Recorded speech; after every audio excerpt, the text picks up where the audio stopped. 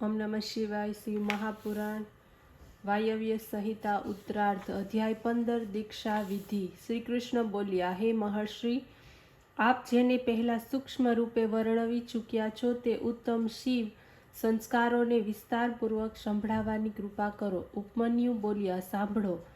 6 मार्गने शुद्ध करवा ते संस्कार छे जेनाथी ज्ञान प्राप्ति अने पाशनो बंध नाश पामे छे ते संस्कार दीक्षा कहेवाय छे। आ दीक्षा 3 प्रकारनी छे, शांभवी, शाक्ति अने मात्री।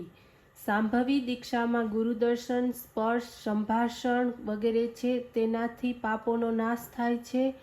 आ शांभवी तीव्र छे, वળી जेना द्वारा तरत ज आनंदी प्राप्ति थाय छे ते तीव्रतरा शांभवी दीक्षा छे। योगना मार्ग द्वारा शिष्यना शरीरमा प्रवेश करीने जे ज्ञानमय दीक्षा आपे छे एने शाक्ति दीक्षा कहेवामां आवे छे। कुंड मंडळनी साथे ज क्रियावाળી दीक्षा आपवामां आवे तो ते मांत्री दीक्षा छे।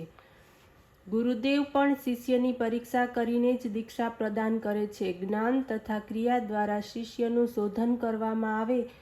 शिष्य पण गुरुदेवने पोतानी साथ आपे, शिव पूजन करवामां आवे, गुरुनी साथे रहे, पोताना गुरुना गौरवने વધારવાના आ रीते प्रयत्न करवामां आवे। शिव ज गुरु छे अने गुरुदेव ज शिव छे। क्यारे पण एमां जुदाई नथी। गुरुदेवनी आज्ञा द्वारा ज सर्व काम करवामां आवे। गुरुनी सामे आसन उपर न बेसवुं, आसनथी गुरुना सन्मुख विरुद्ध बोलवुं ते पण पाप छे। ते रौरव नरकने आपनारू छे। गुरु जो गुणवान तत्वज्ञाता छे अने शिव भक्त छे तो ते परम मुक्तिने लावी आपनार थाय छे। गुरुदेव पोताना घरमां आवेला ब्राह्मण शिष्यनी 1 वर्ष सुधी तथा क्षत्रिय शिष्यनी 2 वर्ष सुधी तेमज वैश्यनी 3 वर्ष सुधी परीक्षा करवी। जे शिष्योने मारवामां आवे तो पण मौन धारण करीने दुख मानवुं नहीं।